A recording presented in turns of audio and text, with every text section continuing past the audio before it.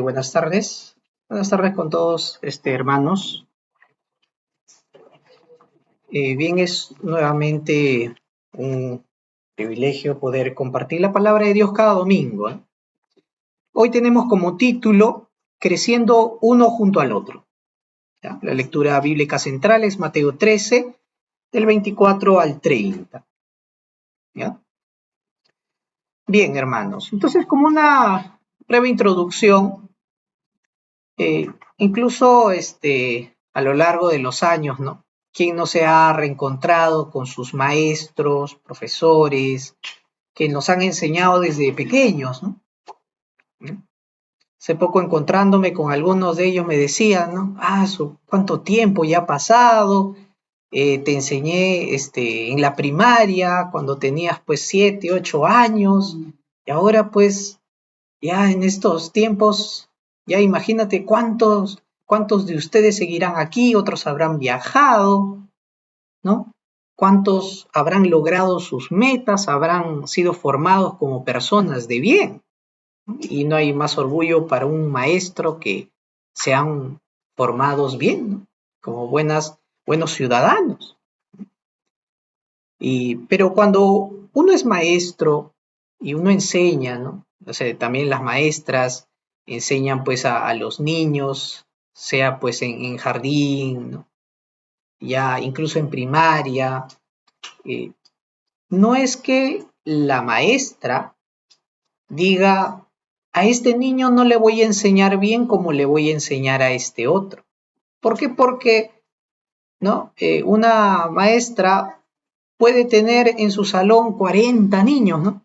40 niños, y puede que unos se porten muy rebelde, otros sean pues más obedientes, pero ¿cómo yo sé o cómo la maestra puede decir, este niño va a ser un mal ciudadano en el futuro? No puedes decirlo solo por el hecho de que en clases es inquieto o quizá es contestón, ¿no? Entonces, tú no puedes ver el futuro por el mero hecho de un simple comportamiento. Entonces, ahí la labor de los maestros es muy crucial, juntamente también con la labor de los padres. Y uno, a pesar de que es rebelde la niñez, ¿no? La adolescencia, no por eso pues sabemos qué le deparará. ¿Será un gran ciudadano o se volverá pues un criminal? Hasta ese momento, pues no, nuestro rol no es juzgarlos, sino criarlos, enseñarlos como es debido. ¿Es cierto?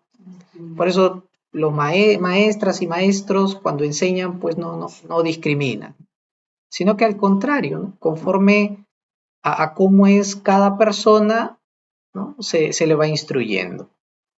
Y es lo que nos lleva a la parábola del trigo y la cizaña, cómo es que Dios ha permitido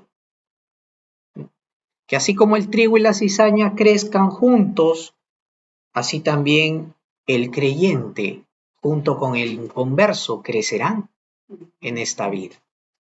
Hasta el día de la consumación, hasta el día en que Dios llame a juicio, ¿no? En el día del fin. Bien, vamos a comenzar. Cuando el Señor Jesús en Mateo capítulo 13 lo encontramos explicando la parábola del trigo y de la cizaña, notamos que Mateo 13 está lleno de parábolas. Antes de dar la explicación del trigo y la cizaña, ya ha dicho varias parábolas, como la parábola de la semilla de mostaza y de la levadura.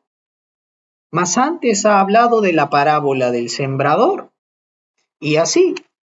Entonces, notamos que Mateo 13 del 1 al 9 nos habla de la parábola del sembrador, después continúa con la semilla de mostaza y después incluso hasta el versículo 52 termina hablando de varias parábolas acerca del reino de Dios, el tesoro escondido, la perla del gran precio, la parábola de la red y los tesoros nuevos y viejos. ¿Y cómo es esta figura en Mateo?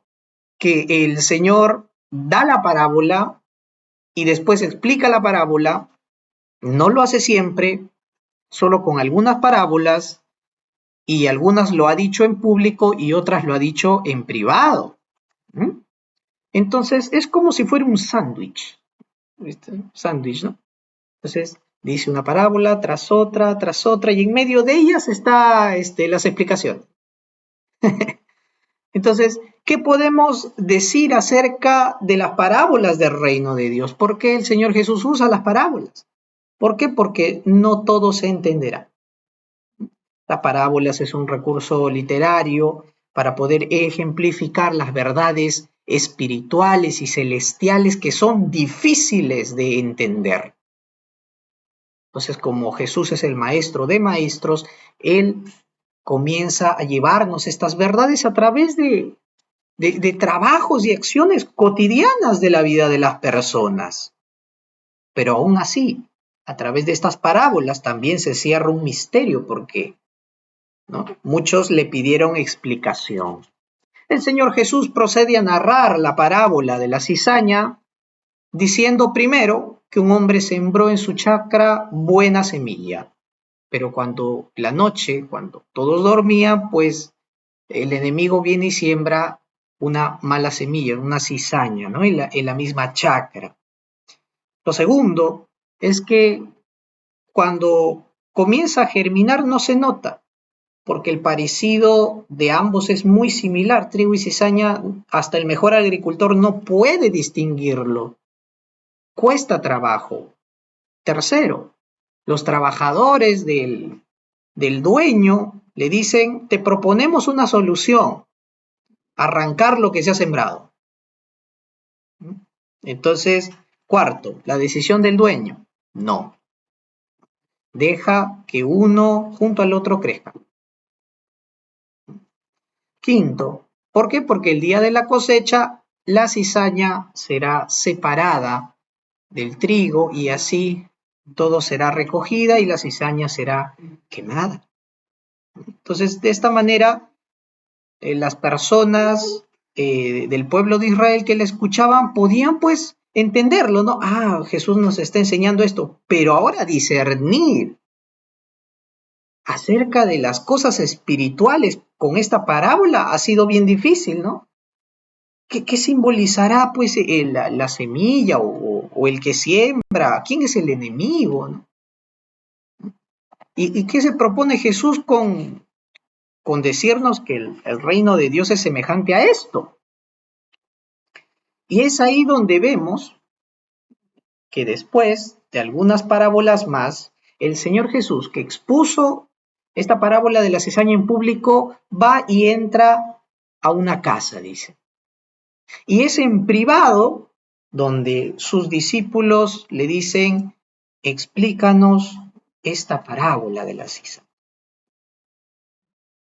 Y esto a mí me llama mucho la atención, porque después de que Jesús les cuenta esta parábola, muchos se quedan pensando, pues, ¿no? ¿Qué significarán las cosas aquí dichas? O sea, es algo que te deja meditando, pensando, ¿qué tiene que ver con tu vida? ¿Es algo futuro o es algo de ahora? ¿No? Y muchos, pues, tenían dificultades en interpretarla, ¿no? Pero lo que notamos aquí es cómo es que de lo público que se ha dado, en lo privado, Jesús revela esta parábola a sus discípulos. Y acá vemos una gran comparación, que cuando se predica la palabra de Dios o se lee el texto bíblico en público, no solamente uno se queda con la palabra que ha sido proclamada, sino que tú tomas el texto bíblico de que estás congregado en la iglesia públicamente, ahora vas a tu casa, cuando acabe todo el culto, tomas la Biblia, estás en tu cuarto, en tu tiempo de silencio, y ahí comienzas a meditar esta misma palabra. Y tú dices, Señor, yo quiero que me hagas entender. Quizás he explicado, sí, pero hay algunas cosas que quizá yo no entienda. Yo quiero que me reveles, me ilumines a través de tu Espíritu Santo esta palabra. Y es en lo privado, en lo secreto, en donde el Señor, después de leer 3, 4, 5 veces el mismo texto bíblico, esa es la lucha que tenemos con la palabra, ¿no? Escudriñar las escrituras, y es ahí donde el Señor nos lo revela, nos hace entender. Porque ningún cristiano a la primera o a la segunda vez va a agarrar un texto y lo va a entender en su plenitud. Por eso todo cristiano agarra la Biblia y está meditando en ella. Y sabemos qué es lo que el Señor desea de nosotros. Salmo 51, versículo 10, en la versión de Reina Valera Contemporánea, dice así: mírame, tú amas la verdad en lo íntimo, haz que en lo secreto comprenda tu sabiduría. Fue en lo secreto, en la comunión íntima con Dios, que Dios le hizo entender su palabra, sus caminos. ¿Cómo debo de conducirme? ¿Cómo debo de vivir? ¿Qué debo de hacer? Cada uno tenemos un tipo de vida, tipo de circunstancias, trabajos, familias.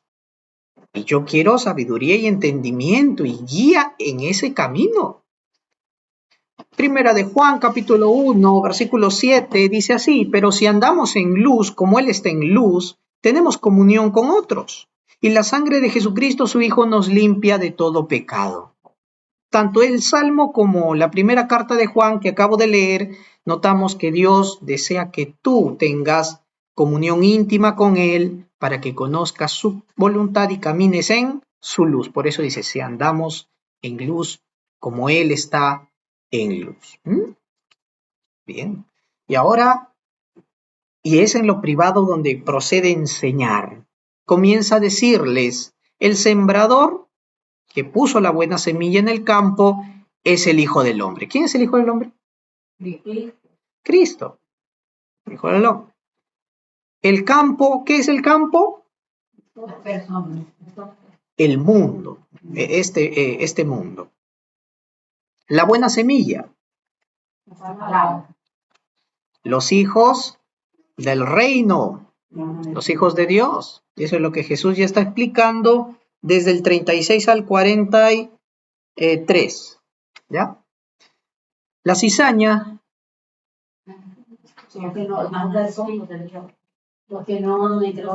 Los malos comentarios en la iglesia. ¿Esa es la cizaña? ¿Es inconverso? Los inconversos, los hijos del enemigo, los hijos del diablo. ¿Quién es el enemigo? El diablo. La cosecha, el tiempo de la siega. El juicio. El tiempo de la siega. El tiempo de cosecha es el fin del mundo. Los segadores, los trabajadores, los ángeles. Sí, los ángeles. Allí desde el versículo Mateo 13 del 36 al 43 pueden verlo. Y Jesús, de esta manera como Él da luz a la parábola que acaba de decir públicamente. Y se dan cuenta que es a los discípulos a quienes se les es revelada estas cosas.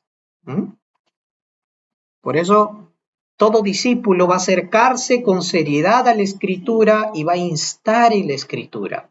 Y va a ser iluminado, instruido por Dios. Ahora, cuando se trata de hablar acerca de las cosas del reino de Dios, los judíos, los religiosos, los líderes, los intérpretes de la ley, lo tenían un poquito difícil. Porque ellos veían el evento del reino de Dios como algo uno nada más, ¿no? Un momento único. Ellos decían, cuando venga el Cristo, viene el juicio, ¿no? Viene la salvación de su pueblo, el juicio, los malos serán destruidos y Israel será pues honrado sobre todas las naciones y acabará el mundo. Porque si ustedes han leído en varios textos, Isaías, Malaquías, en varios textos nos habla acerca de la venida del reino de Dios. Muchas veces, como algo futuro, pero muchas veces como si fuera algo presente, ¿no? Algo para el tiempo cercano. Entonces, cuando Jesús les habla a los judíos y les dice, el reino de Dios ha llegado, ¿cómo creen que lo interpretaban ellos? Ya vino el fin del mundo. Pero ¿por qué hay maldad? Pues si ya vino el reino de Dios. Supuestamente ven el reino y se acaba todo, pues. Y es justamente la interpretación acerca del reino de Dios lo que les causaba conflicto. Por eso Jesús usa la parábola de la cizaña para mostrarles el tiempo del reino de Dios. ¿Ya?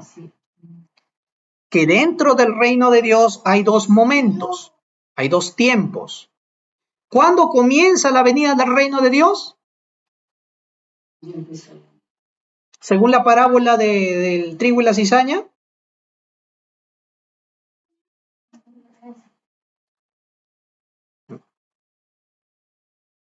El tiempo de la siembra. Entonces, en un primer momento el reino de Dios ha venido cuando Cristo vino a este mundo. ¿Y el otro tiempo? Cuando Cristo volverá. Entonces, en el reino de Dios identificamos esos dos tiempos. Vino Cristo por causa de nuestros pecados para abrirnos esa entrada al trono de gracia y de ahí volverá para el tiempo de la siega. Hay un tiempo de siembra y hay un tiempo de cosecha. Ese tiempo de cosecha es la segunda venida, que viene con juicio. ¿No? Entonces, desde los tiempos de Jesús, que abarca todo lo largo hasta nuestros días, hasta el día que Él vuelva, es ese tiempo en el que el trigo y la cizaña van a tener que crecer juntos, así no nos guste. Mucha gente dice, no, yo no quiero ir a la iglesia con esta persona porque no sé qué me da, no me cae bien. Otro dice, no quiero ir porque no sé, no me siento a gusto, ¿no? Tal esto y hay un otro motivo, ¿no? E incluso dice, qué difícil es ser cristiano en medio de esta cuadra. Tengo tales vecinos que no me gustan mucho. Está en la otra cuadra donde siempre hay peleas, en la otra cuadra hay robos, y así está. Entonces, no se dan cuenta en el tiempo en el que están. Que por mucho que quieran ser sacados del mundo porque se sienten las personas más santas del planeta, en realidad es el tiempo del crecimiento. Es el tiempo en el que el Señor está dejando que lo uno y lo otro crezca. Y ojo, yo no me estoy refiriendo a que esto del trigo y la cizaña es en la iglesia, me estoy refiriendo al mundo, porque así lo expresa el Señor. Los cristianos que están en todas partes del mundo. No me refiero a la denominación, no me refiero a una iglesia local en específico, esto es a nivel global. Es por esa razón que a pesar de que pasen los días, los años, vemos que la maldad aumenta, pues. Vemos que hay muchas desgracias, tragedias que nos desaniman. Nos amilanamos, nos preguntamos y muchos dicen, ¿dónde está Dios? ¿Por qué hay tanta maldad? Pues seguro Dios no existe porque hay maldad. Si hay un Dios bueno, no debe de existir maldad, dicen, ¿no? Ignoran el propósito de Dios. ¿Por qué? Porque a la par que va llegando su colmo la maldad, también ¿qué va ocurriendo a la par? El crecimiento de la iglesia. Se están añadiendo los escogidos en todas partes del mundo. La palabra está siendo predicada en todas partes del mundo hasta el día del fin. Tanto lo uno como el otro van a tener que crecer. Por eso muchos que se preguntan, si ya vivo en Cristo, si ya voy a la iglesia, si ya tengo vida en Él, ¿por qué sigo pasando injusticias, dolencias? porque la etapa en el reino de Dios en el cual estamos se llama ya, pero todavía no. Es lo que se conoce en escatología, en teología. Esta etapa del reino de Dios es el ya, pero todavía no. ¿Por qué? El reino de los cielos ya está inaugurado, ya se ha abierto, pero todavía no está consumado, no está completado. Por eso es el ya, pero todavía no. Es como ir esto, me voy y todavía estoy acá. Claro, o sea, ya comenzó, pero todavía no termina. no termina. Exacto.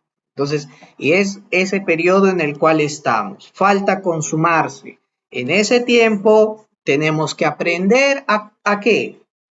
A convivir. Tenemos que aprender a vivir como cristianos. Y si alguien tiene alguna curiosidad de qué manera tiene el cristiano que manejarse y comportarse en este mundo, lean Romanos 12. Ahí está. ¿Ya? Es todo el capítulo. Ahí está. Los deberes cristianos, dice, creo. Leanlo todo. Entonces, ¿cómo soportar, cómo lidiar, cómo vivir junto con la cizaña? Es algo que tenemos que hacer. ¿Qué más nos enseña esta parábola del Señor Jesús? Que hay un enemigo que actuó, ¿verdad? Que plantó la mala semilla. Y ese enemigo pues va a seguir vivo hasta el día de la consumación, del fin de los tiempos. Y ese enemigo no duerme. Descansa tampoco. Él actúa 24/7. Es que el enemigo actúa más en la noche que el día. Mentira. Es más, el enemigo actúa más en el día que en la noche. ¿Cuándo tienes tus cultos? En el día. Y cuando él quiere, ¿cuál es su labor? Pues alejarte de Dios. Y justamente va a chambear en el día. No tienes tu devocional solamente en la madrugada, lo tienes en el día. Trabaja entorpeciendo las relaciones del cristiano con Dios y para con sus semejantes. Entonces ahí lo vemos actuar. Satanás y sus seguidores se movilizan con hostilidad en el mundo. Recordemos que su labor es robar, matar y destruir, como dice el apóstol Juan. Y en estos tiempos notamos también la gran confusión que hay entre el trigo y la cizaña. ¿Cuáles podrán diferenciar a un nuevo creyente con un inconverso? ¿Se podrá diferenciar a un nuevo creyente con un inconverso? Voy a plantearlo así. A un neófito con un inconverso, ¿podrás diferenciarlo? Es muy difícil. ¿Por qué? Porque un nuevo creyente está comenzando en su vida de fe, pero todavía le está arrastrando sus cosas pasadas. Puede que viva recayendo en algunas cosas del pasado. Y un no creyente puede vivir moralmente bien. Y puede decir, sí, yo quiero escuchar de Dios. Pero no hay esa devoción al Señor. Lo mismo que un nuevo creyente. Claro que el nuevo creyente muestra esas señales a sí mismo de interés, lo que puede hacer también un inconverso con buena voluntad. Pero ¿dónde realmente se van a diferenciar? En la madurez. El cristiano va a madurar espiritualmente, el creyente no. Puede crecer, sí, físicamente, mentalmente, en conocimiento, pero jamás va a expresar la madurez espiritual que asemeja a Cristo. Entonces, de igual manera, el trigo y la cizaña, cuando están sembradas y apenas están brotando, se ven iguales por la inmadurez. Y eso se ve igual. Entonces uno no puede decir, tú sí eres cristiano, tú no eres cristiano. O sea, tú te vas a ir al cielo, tú te vas a ir al infierno. No puedo hacer eso. Claro que pueden haber algunas conductas, pero yo no sé quién se va a salvar hasta el final. Y este es el gran problema también de los tiempos de lo que muchos llaman la posmodernidad. Porque en estos tiempos, ¿cómo diferencias una iglesia cristiana de una iglesia del mundo, por ejemplo? Porque ahora la moda está de las iglesias, ¿no? Y ahora todos quieren ser iglesia. ¿Por qué? Porque hay iglesias que se han apartado de la sana doctrina y se han vuelto bares y discotecas. Y no es broma, ustedes pueden buscar ahí en YouTube, hay una iglesia, no sé en dónde, dice iglesia bar, dice. Y ahí entran, adentro están cantando alabanza, canciones a Dios, y hay una tremenda barra ahí de licorería, donde después de cantar te vas a tomar ahí. Y eso hace. Acá te puedes divertir, bailar, y toda la música no cristiana, ¿no? Toda la música secular. Así adoras también a Dios, ¿no? Así tipo el templo mormón, donde adentro hace su discoteca para unir a los chicos, igualito. Entonces, la gente que ve tribu y cizaña, ¿no? Es casi lo mismo en su comienzo, ¿no? Realmente hay iglesias que parecen no ser iglesias. Bien, Mateo 13:41 nos dice cómo es la cizaña, es decir, cómo son estas personas. ¿Qué nos dice el texto? Que los que son como la cizaña son de tropiezo y son los que hacen iniquidad. Son esas personas que perseveraron toda su vida en tropiezo, en iniquidad, en malignidades y jamás se arrepintieron. Vamos a hablar un poquito de la cizaña. La cizaña, ¿no? Según los agricultores, es una plaga constante, ¿eh? Es algo que aparece espontáneo en los sembradillos. Por eso la maldad nace del hombre natural, el corazón del hombre pecador. Pero la cizaña solamente se mezcla con trigo, no con otros planos. Ahora, es tropiezo porque la cizaña, justamente lo que ha dicho, se enrieda su raíz a la raíz del trigo. Claro, ¿qué hace? Comienza a hacerle de tropezadero, es decir, le quita cosas, abarca cosas.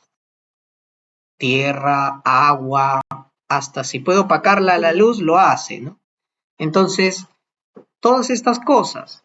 Y dice que cuando da fruto, el fruto de la cizaña es venenoso. Por eso se tiene que separar. Si alguien ingiere fruto de cizaña, va a tener náusea, mareos, va incluso efectos narcóticos, dice que tiene. Entonces es peligroso. ¿Mm? Dice que hay una leyenda que se cuenta acerca de la cizaña y de su parecido con el trigo, ¿no? En sus comienzos. Se dice, pues, ¿no? Se cuenta que la cizaña se originó en el tiempo del diluvio, pues, de los tiempos de Noé, ¿no? En donde ya la maldad de toda la humanidad se había corrompido, ¿no? La humanidad buena que Dios había hecho se corrompió totalmente. Entonces le llaman, ¿no? Este es el trigo que se corrompió. Entonces, era trigo, sí, pero se corrompió, así como la humanidad en la época del diluvio. ¿Mm? Entonces, también nos ejemplifica de que la cizaña va a terminar siendo quemada. Pero a diferencia de quemar cizaña, el castigo eterno de Dios es justamente eso, eterno. Es un sufrimiento que no va a acabar. ¿Por qué? Porque somos seres espirituales, ¿no? El castigo es eterno. El infierno es el destino que se merece todo pecador. No la gente mala, todo pecador. Porque no existe gente buena. Delante de Dios todos habíamos pecado. Aquellos que permanecieron en esas injusticias y en esa maldad, su destino no ha cambiado. Es en el infierno donde todas las personas pagarán una retribución eterna. Puede que quieran escapar, ¿no? de todas las corrupciones y maldades que se hacen en esta vida, ¿no? Muchos huyen a otros países, ¿no? Otros quieren evadir la justicia de muchas maneras. Pero delante de la presencia de Dios nadie se va a escapar. Ahí no puedes sobornar con nada, ahí no puedes usar tus mañas ni tus astucias, ahí vas a estar a merced de Dios. ¿Qué argumento le darás a Dios para escapar del juicio de ese día? Si leyeran el libro de Job, Job confiesa, y Job era muy sabio en la palabra, y él dice, ¿qué diré delante de Dios? ¿Con qué me excusaré? ¿Alguien podrá decirle algo a Dios? Por eso, no te engañes a ti mismo de que te queda largo tiempo, porque si no tomas el día de hoy en serio la palabra y a Jesús como tu Salvador y decides servirle, no tendrás garantía de que mañana lo podrás hacer. Es así. Ahora, vamos con el trigo. La Biblia identifica al trigo como el pueblo de Dios, ¿no? Y una de las cosas es que el dueño que sembró la buena semilla, ¿no? Entonces, el dueño sabe qué tipo de semilla va a sembrar y siembra buena semilla. Efesios capítulo 1 del 4 al 5 nos habla de que Él nos escogió desde antes de la fundación del mundo. Versículo 5, que nos predestinó para ser adoptados hijos suyos. Aunque seas pecador, si te ha escogido para que tú conozcas a Cristo en estos tiempos y creas mediante el Evangelio, serás salvo. El trigo crece y cuando muere da su fruto, ¿verdad? Así también el cristiano crecerá y dará fruto cuando muera a sí mismo, a las cosas del pecado, a los intereses egoístas, y daremos fruto espiritual que agrada para Dios, frutos de arrepentimiento y fruto del Espíritu Santo. Juan capítulo 12 del 24 al 25 dice que si el grano de trigo no cae en la tierra y muere, quedará solo, pero si muere llevará mucho fruto. El que ama su vida la perderá, y el que aborrece su vida en este mundo, para vida eterna la guardará. También el trigo, la manera en la que crece el trigo nos llama la atención porque, y la manera de cómo es, pareciese una planta, ¿no? Que tuviese corona tras corona, tras corona, tras corona, ¿no es cierto? Y eso es algo llamativo, ¿no? Eso nos hace acordar que incluso los cristianos van a ser discípulos, seguidores de Dios, que también van a ser otros discípulos. Es decir, ellos serán enseñados para también poder enseñar a otros. Apocalipsis 3:11 dice, he aquí yo vengo pronto, dice Jesús, retén lo que tienes para que ninguno tome tu corona. Toda labor que se hace delante de Dios tiene su recompensa y lo vamos a presentar delante de Él. Es en la madurez donde se hace clara la diferencia entre el trigo y la cizaña y entre un creyente y un inconverso. ¿Cómo se llama el tiempo de la separación del trigo y la cizaña? El tiempo de la cosecha, el tiempo de la siega, donde ya todo se va a apañar, se va a recolectar, ¿no es cierto? Y ese es el tiempo del juicio de Dios. Eclesiastés capítulo 3, versículo 1-2, Eclesiastés que habla desde la perspectiva del hombre en esta vida, dice, todo tiene su tiempo, todo lo que se quiere debajo del cielo, o sea, en esta tierra, tiene su hora, tiempo de nacer, tiempo de morir, tiempo de plantar y tiempo de arrancar lo planta. Para aquellas personas de esta vida, entiendan que hay un tiempo que Dios ha designado para tu vida.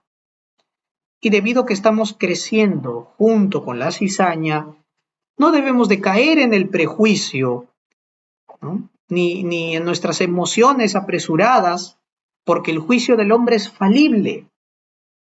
Nosotros podemos decir tal es salvo, tal no es salvo, pero eso arruinaría el trigo. Los segadores dijeron, la podemos arrancar, pero el dueño dijo, no, porque si ustedes hacen eso pueden arrancar el trigo. Ustedes no saben cuál es el trigo. Pueden estar arrancando trigo pensando que es cizaña.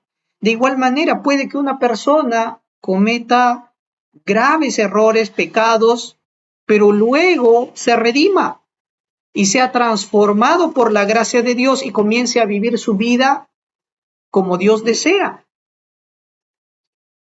Va de malo a bueno, ¿verdad? Pero puede ser también que una persona viva rectamente, vaya a la iglesia, diga que es cristiano, cante las alabanzas en la iglesia y que al final corte todo lazo con Dios y se entregue nuevamente a su vida de antes, al pecado. Entonces va de malo a bueno, ¿no? Decimos. En realidad nunca creyó, pero bueno. Entonces, eso no lo sabemos nosotros. ¿A su tiempo Dios lo mostrará? Claro que sí. Pero llegará ese momento de la hora. Pero a la hora de la hora, ¿qué se verá? Que la cizaña es cizaña y el trigo es trigo, pues. Se verá la perseverancia de los santos y se verá también la perdición de los impíos. El cristiano que posee una vida nacida por la obra del Espíritu Santo no se perderá, no se corromperá totalmente, pues es guardado por el poder de Dios para salvación. Por eso que decimos que la salvación no se pierde. Y ahí vemos la mano de Dios como la mano de un agricultor que separa el trigo de la cizaña. Bien, ¿qué podemos entender de todo esto? Que a pesar de estar en este tiempo de crecimiento junto a la cizaña, junto a este mundo lleno de problemas, la presencia de Dios está con nosotros y está actuando. Dios cuida y vela nuestras vidas y nos provee todo lo que necesitamos para crecer, para servirle. ¿Qué más podemos entender? De que Dios nos ha llamado a buscar quién es bueno, quién es malo, quién cree, quién no cree.